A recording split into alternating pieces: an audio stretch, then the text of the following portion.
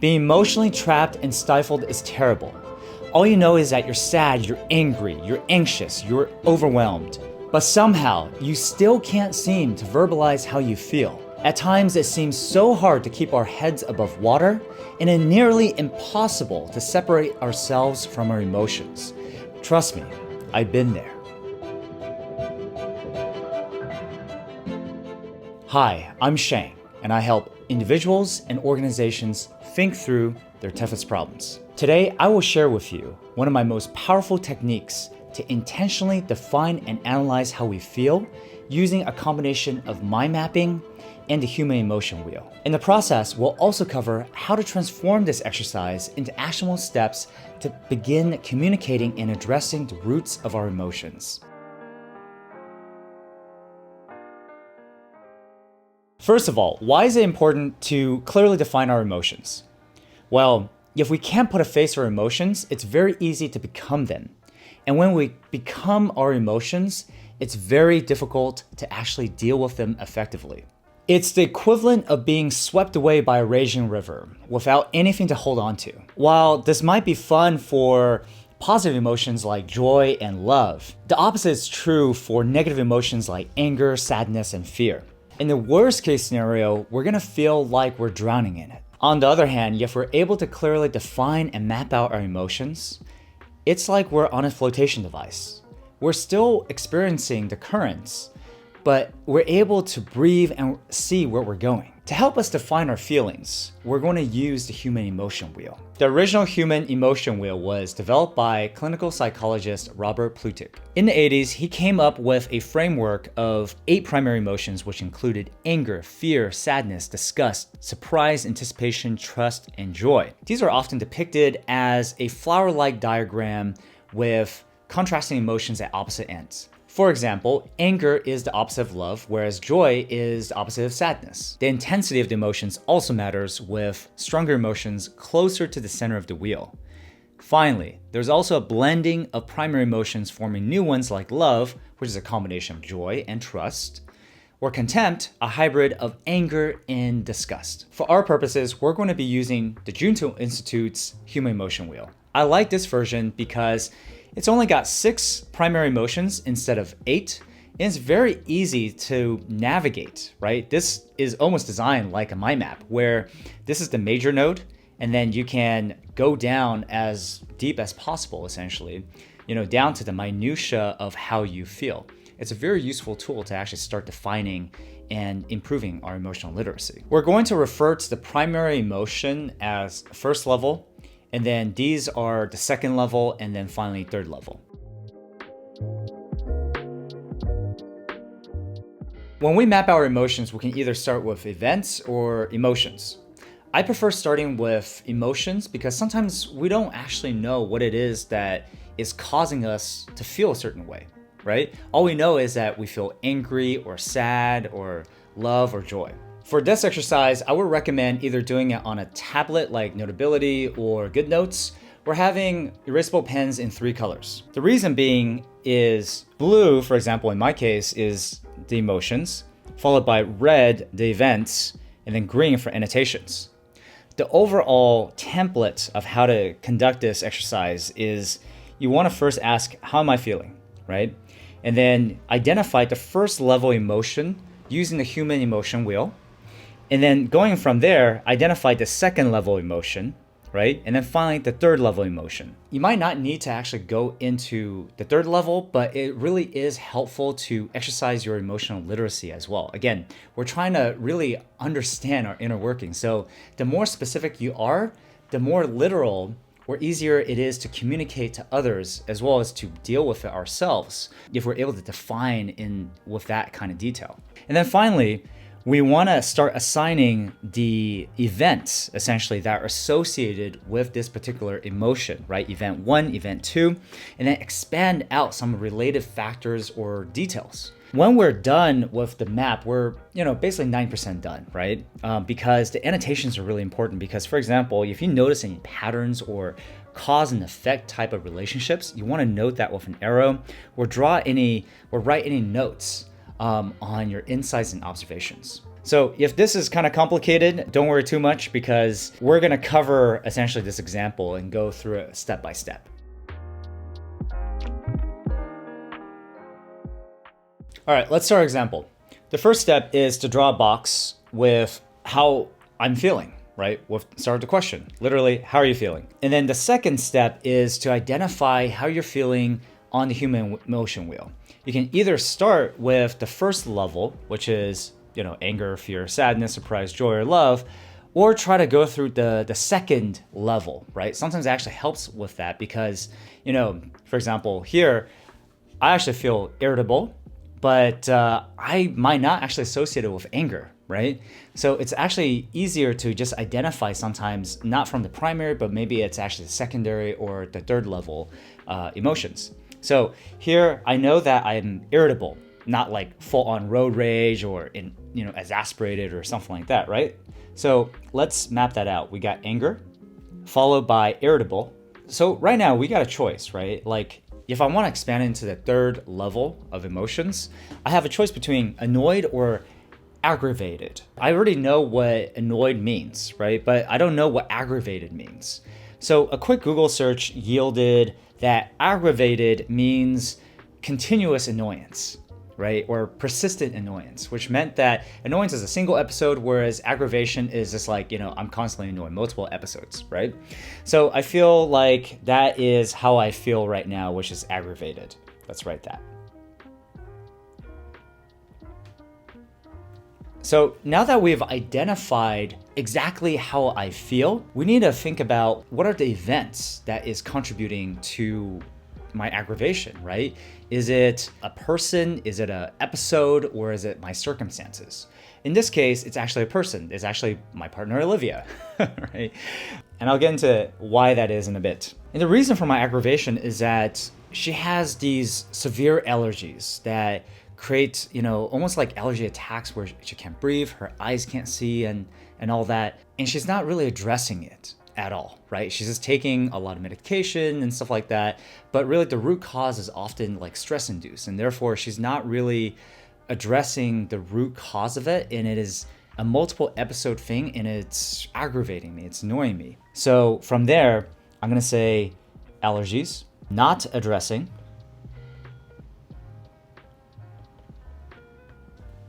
And why is she not addressing, right? Because we know it is cost or basically like stress induced. Want to expand out all the details. It's stress, and that stress could come from work. From work, the reason why that is, also important is there's no time. However, there are other additional contributions too. So let's expand out like why not address, right? So there's her nature. And what I mean by that is how is she like? What are some of the characteristics that would actually contribute to her not addressing something? Well, it's she doesn't plan, right, ahead.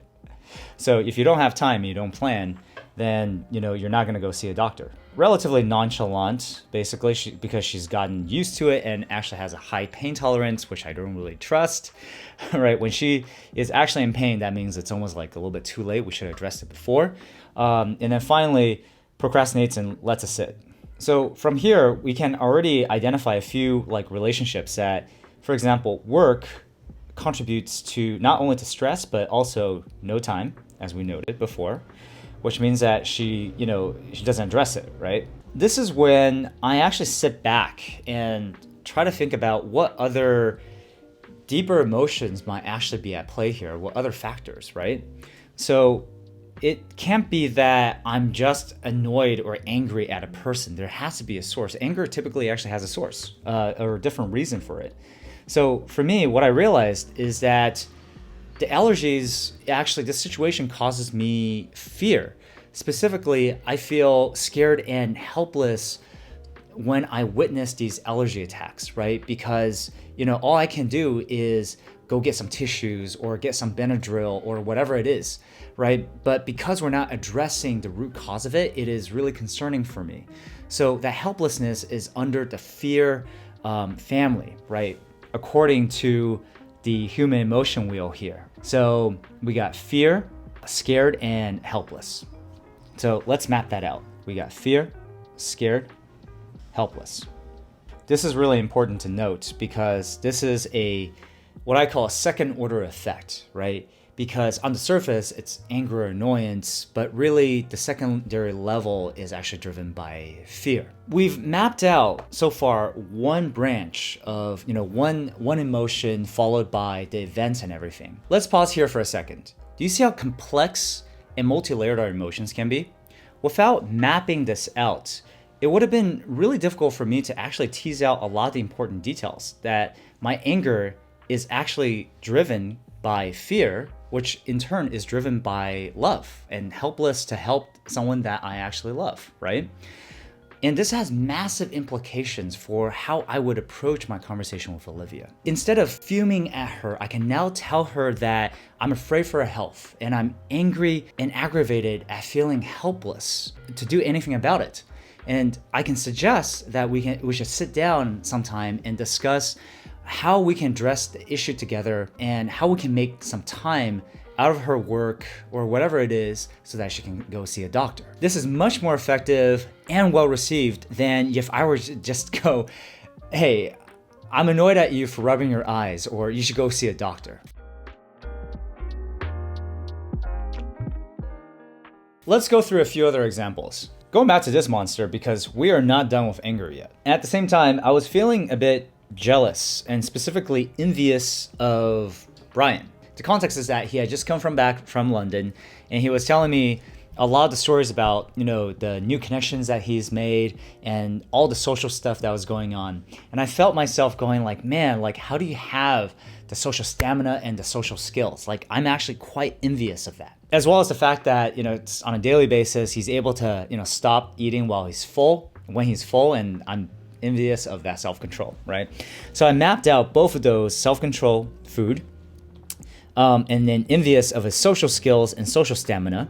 And then I paused for a moment because envy, similar to anger, actually has other roots, actually. Why would I be envious of Brian, right?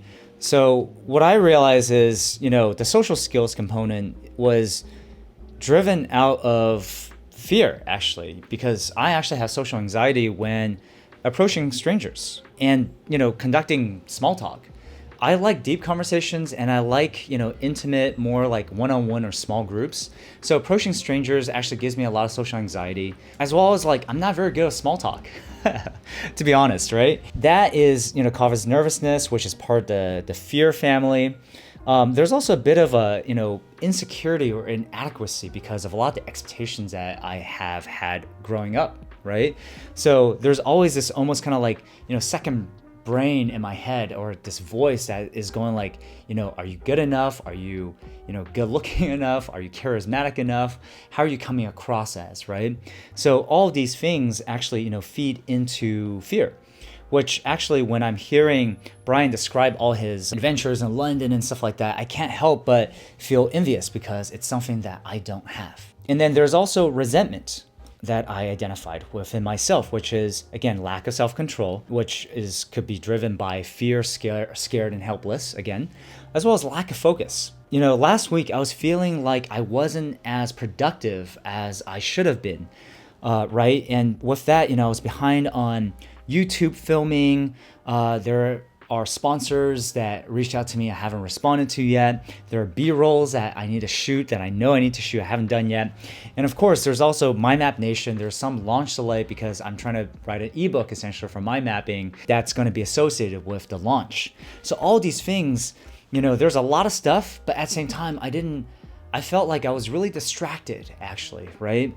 So the lack of focus leading to the lack of productivity and all these other things that are piling up caused a lot of stress, and I was resentful of myself for feeling like this. Not only that, this was the week following a lot of the mass shootings in Texas, right? So I felt both, disgusted, revolted at America's gun violence, but also exasperated and frustrated that, this continues happening. And this is, obviously very shared amongst a lot of people who are living in the United States and America. Then there was sadness. And some context around this is this summer I was supposed to go to Utah to be trained as a junior wilderness survival instructor. And this was with the Boulder Outdoors Survival School, or BOSS, an institution that's really helped me out, has really transformed me as a person. So I want to give back this season. But with all the different obligations of launching MyMap Nation, of YouTube, of coaching and workshops, I just don't have the time, right? And this was a commitment that I knew that I needed to basically pull back on. So I definitely felt really guilty and shameful and sad about it. The pulling out component was then also interesting because it kickstarted this whole fear, nervousness, and anxiousness, because I hate letting down people, right? I hate letting down people. So we'll get to that in a bit. The other part that I was disappointed in, which is also part of sadness, displeased, is I had made new friends in San Francisco, and I realized that with 2022 is such a year of travel. Everybody's going around and stuff like that. Everybody has a lot of things in their lives, and I was looking forward to actually spending more quality time with certain new friends, and they didn't really have that attention or time to actually spend with me, right? So obviously, reality didn't meet expectations. Therefore, there was this displeasure and disappointment with new friends, lack of quality time, and then which caused some irritability and annoyance, or single instances, essentially, right? So it's really helpful to actually map out all these different components so that it's out in front of me.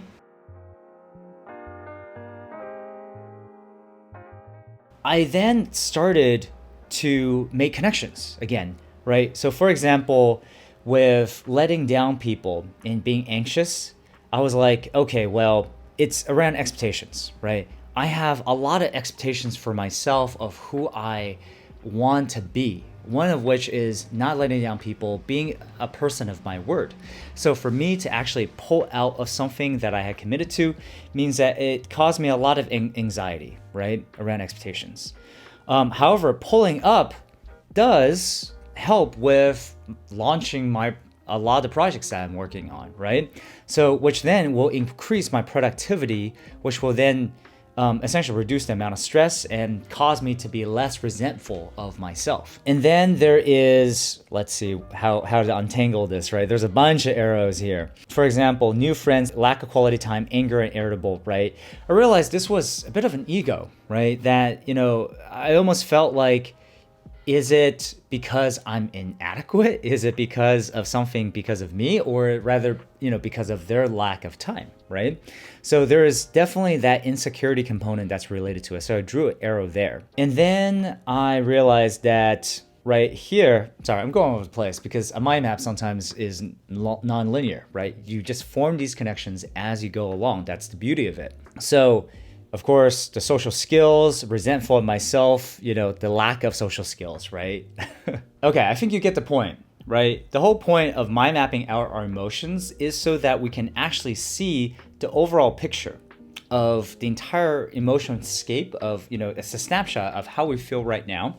Not only that, we can start, identifying all of these different connections and hidden relationships and also hidden emotions.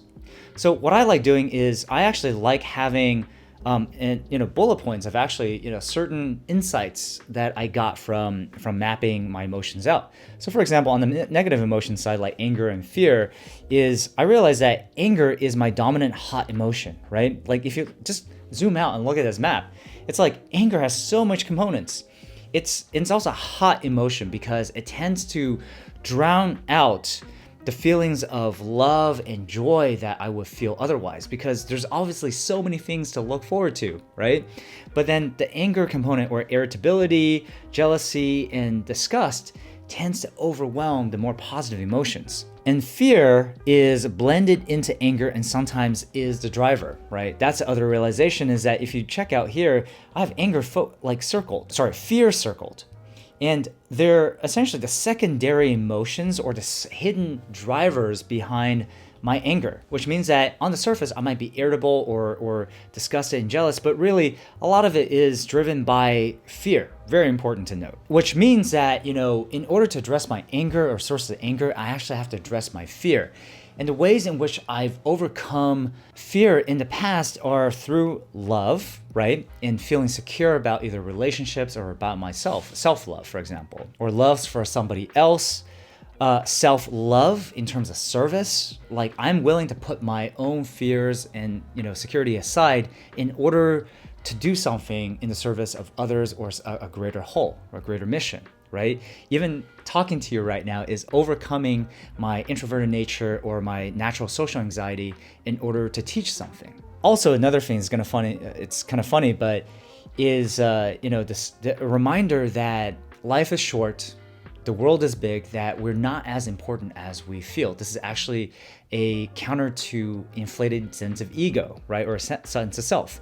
And often I think about, how content I am actually with what I have, as well as the grand scale of nature and how little that we really are and how brief our existence is. The next insight around fear is that I should be aware of when I engage or exposed to negative fear-based outside influences or self-talk, right? There's almost like a voice that's telling me, to focus on the issues rather than focus on the solutions, for example, right? So a lot of that is like doubt coming from myself or others, the scarcity mindset either of time or resources, and toxic non-productive expectations and social comparison, right? So for example, right here, it's expectations, right? Around social skills. One of the insecurities I have is social anxiety. Why is that happening? Well, maybe it's happening because I'm comparing myself with other people rather than just like marching to the beat of my own drums, right? And then there's prioritization and acceptance. Because what I realize is that one of the reasons why I don't have the social stamina or the ability to actually go out and talk to people or approach people is that I'm so heads down in my own stuff that the reason why I have scarcity mindset towards time is I really don't have a lot of time. I need to launch these things. I'm working on so much stuff that really I just have to accept that I don't have the social capacity to go approach people, and therefore I shouldn't feel bad or envious about somebody else who does, right? It's just a very different life circumstances that shape where I am today. So the acceptance of my current condition means that I'm able to just start prioritizing all these other things like YouTube and launching My Map Nation. And that gives me a lot of contentment about where I am and also security about myself and focus on what I need to do. Whew, that was a lot. And it's because we're all very multifaceted people with complex emotions, right? And this mind mapping exercise has really shown us how many layers you can really go and how many drivers around events and mindsets that these things, our emotions feed into. If you like this video or found it useful, please hit the like or subscribe button. It really helps out this channel and this video a lot. And please let me know in the comments below if you have any questions or comments, or any insights that you've derived from this exercise. I would love to hear it. All right, guys, I'll see you next time.